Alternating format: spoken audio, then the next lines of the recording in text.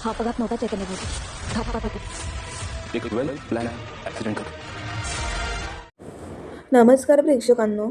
ठरलं तर मग ह्या मालिकेत अस्मिता आता खूप चिडलेली दाखवलं आहे. ती प्रतापरावांवर खूप चिडते कारण तिने त्यांचा व्हिडिओ बघितलेला असतो. सचिननेच मुद्दामून ह्या दोघांमध्ये भांडणं लावलेले असतात. कारण सचिनला आता पैसे मिळत नसल्या कारणाने खूपच राग धरलेला आहे मनात. त्यामुळे अस्मिताच्या बाजूने त्याने आता डाव खेळण्याचं ठरवलंय की माझं नाव खराब न होता अस्मिताच्या मनात भडकवायचं आणि मग अस्मिता घरच्यांसोबत भांडण करेल. ही अस्मिता आता प्रतापरावांना जाब विचारते की हा व्हिडिओ सांगतोय की तुम्ही माझं कार्ड डिॲक्टिवेट केलं, पण हे करून तुम्हाला काय मिळालं? म्हणजे माझ्या कार्डमधले पैसे मी वापरायचे नाही आहेत का? तो सचिन यूज करते म्हणून का? अहो बाबा, सचिनला पैसे हवे आहेत कारण त्याच्या डोक्यावर मोठ्याच्या मोठं लोन झालं आहे आणि त्याच्याशी तुम्हाला काही घेणं देणं नाही आहे का? तुमची मुलगी आहे ना मी, माझ्या बाबतीत तुम्ही असं कसं करू शकतात? तुम्ही त्या बँक मॅनेजरला काय सांगितलं की त्याने माझं कार्ड बंद केलं?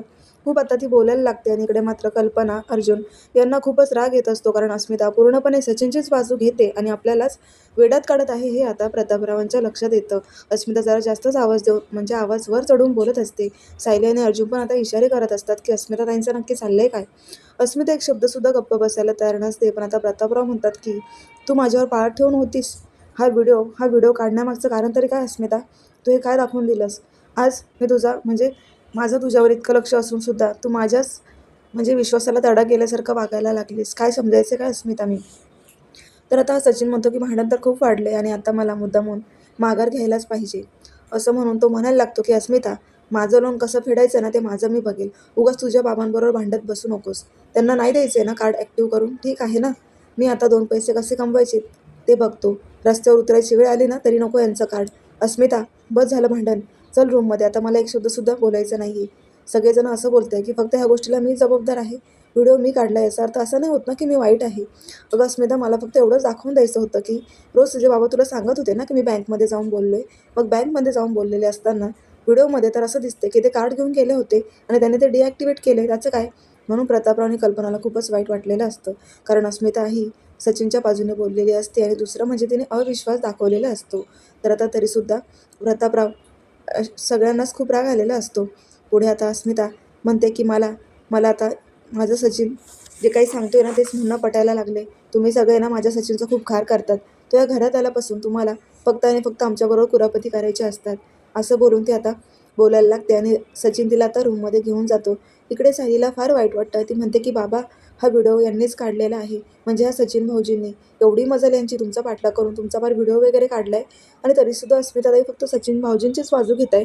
त्यांना का कळत नाही आहे की तो माणूस किती वेडा आहे? म्हणजे फक्त पैशांसाठी तो इतकं सगळं करायला लागलेलं असताना सुद्धा अस्मिताताई त्याच्यावर विश्वास दाखवते आणि ज्यांनी लहानपणापासून आपल्याला वाचवलं, आपलं संगोपन केलं त्यांच्यावरती अविश्वास किती चुकीचं घडतं आपल्या घरात.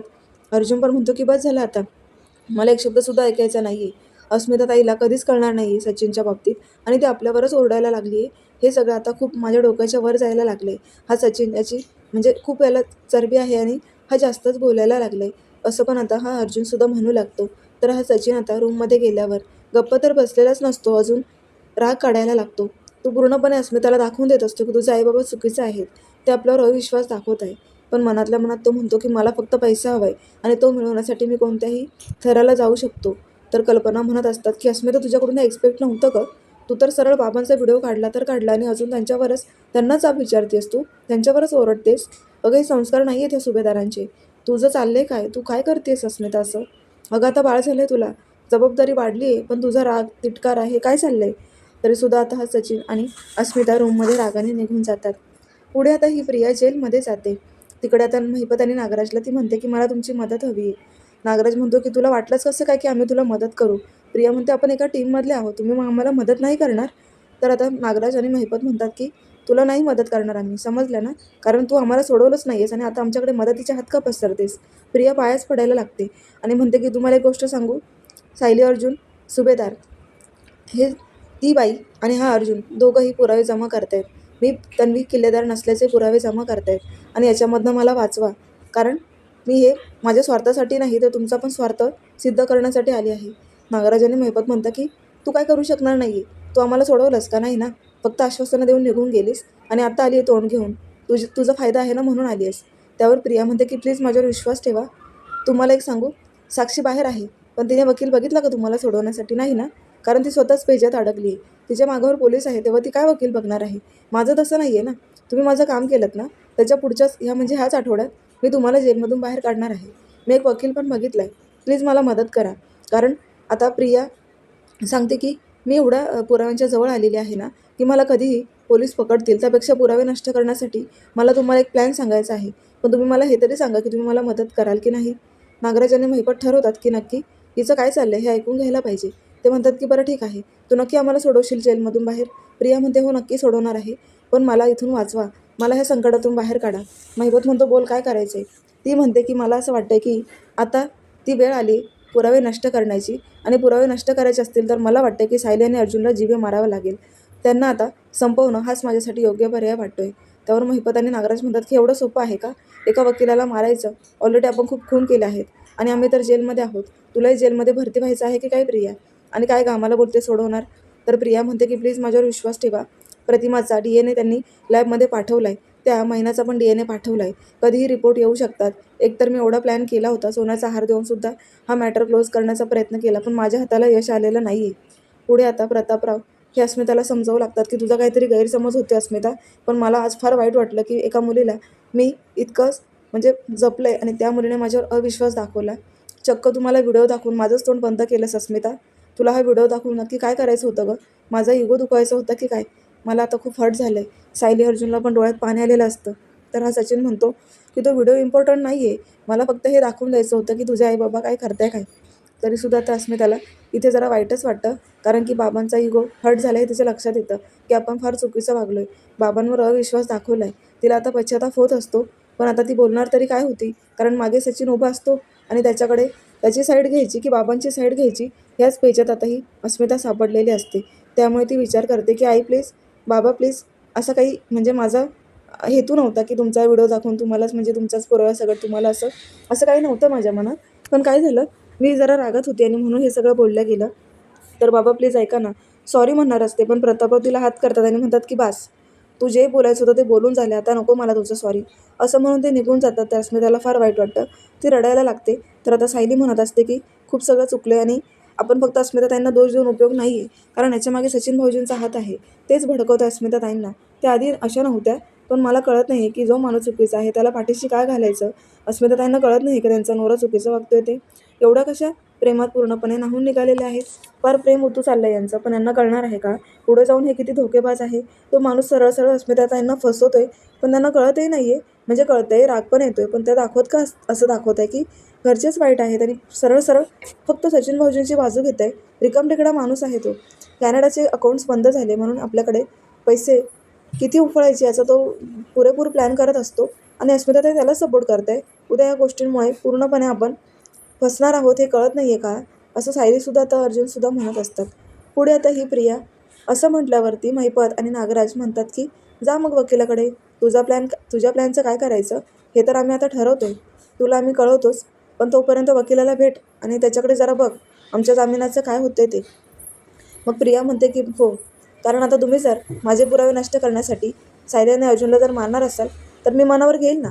मी आत्ताच त्या वकिलाला भेटेल आणि तुमच्याबद्दल बोलायला सांगेल, हवं तर त्याला पैसे देऊन त्याचं तोंडसुद्धा बंद करते ना. म्हणजे तो वकील असला तरी काय झालं, मी त्याला सांगेल प्लॅन काय करायचं आहे, तो तसं वागेल. तुम्ही दोघेही जेलच्या बाहेर, मी सुद्धा सुखरूप, सायली अर्जुन ढगात, असं व्यवस्थित प्लॅन करून ते ठरवतात. पण इकडे आता हा अश्विन प्रियाला आवाज देत असतो. अख्ख्या घरभर तिला शोधतो, पण प्रिया कुठेच नाही आहे. तो आता कल्पना आणि प्रतापराव यांना विचारतो की मी क्लिनिकला निघालो आहे, पण प्रिया दिसतच नाही आहे, फोनही उचलत नाही आहे. तुम्हाला सांगून गेली होती का? घरचे म्हणतात की नाही सांगत ती आम्हाला, सकाळपासून बाहेर गेली आहे, पण ती जाताना कधीच आम्हाला सांगत नसते. उलट तुला तरी सांगून जायचं होतं ना. तर आता अश्विन म्हणतो की हो नाही, बरं जाऊ दे, मला एवढा वेळ नाही आहे. कल्पना म्हणतात की बरं तू क्लिनिकला जा, प्रिया घरी आली की मी फोन करते, तिला फोन करायला सांगते. अश्विन म्हणतो बरं ठीक आहे, विमल मावशी मला डबा द्या ना, मला खूप अर्जंट आहे. असं म्हणून तो जाणार असतो, त्याच वेळेला त्याचा फोन वाजतो. फोनवरती प्रियाचा कॉल आलेला असतो. प्रिया तर अश्विनला म्हणत असते की अश्विन अरे बोल ना. तो म्हणतो की काय गं प्रिया, कधीपासून तुला फोन करतोय, सकाळपासून घराबाहेर आहेस, पण जाताना सांगूनसुद्धा गेली नाहीस, घरातल्यांना पण काही सांगितलं नाही, इतकी काय इमर्जन्सी होती गं? प्रिया म्हणते अश्विन अरे तुला मी काल बोलली होती ना की ती माझी मैत्रीण ती आहे ना जरा, तिचे काय झालं की ती खूप सिरियस झाली. तिच्या घरात कोणीच नव्हतं रे अश्विन. तिने मला एवढा रात्री कॉल केला की मग मी रात्रभर जागीच होते आणि सकाळी लवकर निघून आलेले त्या टेन्शनमध्ये. काल पण नाही का मी तो सोन्याचा हार तिला दिला होता, असं ती आता उडवाउडवीची उत्तरं देऊ लागते. आणि अश्विनला म्हणते की माझा ना फोन सायलेंटवर होता रे, कारण तिची तब्येत बरी नाही आहे, म्हणून मग मी ठरवलं की आता कोणाशी बोलायचं नाही. सॉरी हां अश्विन, कुठेच तुम्ही घरीच येते. तो म्हणतो की मी चाललो आहे क्लिनिकला, पण ह्यापुढे जाताना सांगून जात जा. आता प्रिया फोन तर ठेवते, पण आता हा अश्विन घरातल्यांना सांगतो की ती तिच्या मैत्रिणीकडे गेली होती. तिची तब्येत फार सिरियस होती, म्हणून जरा तिला टेन्शनमध्ये असल्यामुळे ती न सांगताच निघून गेली. पण यावर आता अर्जुन म्हणतो की अश्विन, कोणती रे तिची मैत्रीण? काल ती बोलत होती ती का? ते सोन्याचा हार वगैरे तिला देणार होती ती मुलगी का? ही कोणती मुलगी आहे काही कळतच नाही. अचानक या आईच्या मैत्रिणी तयार तरी कशा होतात? त्यावर अश्विन म्हणतो की बस झालं दादा. नाही म्हणजे कसं आहे ना, माझी बायको चुकीचं वागलंही असेल, पण ती आता बदलली. बघतायत ना ती किती तुमच्या मनासारखं वागते, घरात कामं करायला लागली आहे, घरच्यांना वेळ देते. मग आता तिला नाव ठेवण्यात काही अर्थ नाही आहे. ती आता सुधारली आहे, तेव्हा आता तिच्या चुका काही म्हणजे इतक्या मनावर घेत जाऊ नका.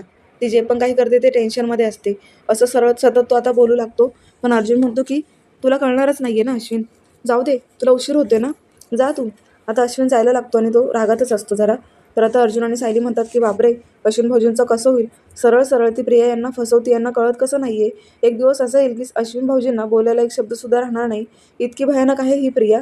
पण बायको म्हणून ते असं बघताय की ती खूप चांगली आहे, पण नाही चुकतंय त्यांचं. फसवते ती अश्विन भाऊजींना. ते लग्न करूनच फसलेले आहेत, पण आता करतील काय? पण मला मुळात हे म्हणायचं की यांना कळत कसं नाही आहे? नेहमी तेवढा चुका करते, एवढं खोटं बोलते, नवऱ्याला न सांगता घरातून बाहेर जाते, तासनतास बाहेर असते, तरीसुद्धा नवऱ्याला असं वाटतं की आपली बायको चांगली आहे. चुकतंय भाऊजींचं, पण असू देत. आता आपण बोलून उपयोग नाही आहे, कारण ते त्यांच्या बायकोला खूप मानतात, खूप प्रेम आहे त्यांचं. पण शेवटी हे प्रेम एक दिवस तडा जाऊन तुटणार आहे, हे आत्ता नाही कळणार. तर आता अर्जुन हा म्हणतो चल रूममध्ये. तो तिला असं धरून सावरून घेऊन जात असतो, कारण तिच्या पायाला भाजलंय, त्याला दुखतंय. तर आता कल्पना आणि प्रतापराव हसत असतात. तर आता सायली म्हणते की सोडा मला, मी काय लहान आहे का एवढं मला पकडून चालतंय? मागून कल्पना म्हणतात की अरे अर्जुन, सवय करून घे. म्हणजे कसं, सायली जर गरोदर राहिली तर तू तिची काळजी घेशील ना, तिला असंच धरून एक एक पाऊल टाकायला लावशील. नवरे काळजी घेतीलच ना बायकांची, बाळ होणार असतं, असं चिडवायला लागतात.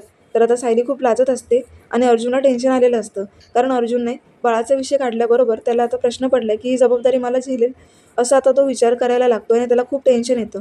दोघंही रूममध्ये निघून जातात. इकडे आता प्रिया वकिलाकडे आलेली असते आणि वकिलांना म्हणत असते की वकील साहेब, महिपत शिकरे आणि नागराज किल्लेदार हे दोघंजणं जेलमध्ये आहेत, त्यांची केस तुमच्याकडे आहे. पण आता एक काम करायचं, तोंड बंद करून कामं करायची. हे घ्या पैसे, असं म्हणून आता ती वकिलासमोर पैसे डिमांड करते. आणि आता वकील म्हणतात की पैसे? मला कळालं नाही, नक्की काय म्हणायचे तुम्हाला? प्रिया म्हणते हेच म्हणायचं की ह्या आठवड्यात नागराज किल्लेदार आणि महिपत शिकरे ह्या दोघांनाही जेलच्या बाहेर काढायचं. तेव्हा आता वकील म्हणतात की महिपत शिकरे यांना बाहेर तर काढू शकतो, पण नागराज किल्लेदार हे इतकं सोपं नाही आहे. हे पात्र असं आहे की खूप गुन्हे करून ठेवलेले आहेत, त्यांना बाहेर मी तर काढू शकणार नाहीच आहे, पण तुम्ही पण प्रयत्न करू नका. तर आता प्रियामध्ये तुमचं खूप छोटंसं जग आहे, पण नागराज आणि महिपत यांच्याशी जर तुलना करायची म्हटलं तर वकीलसुद्धा माघार घेतो.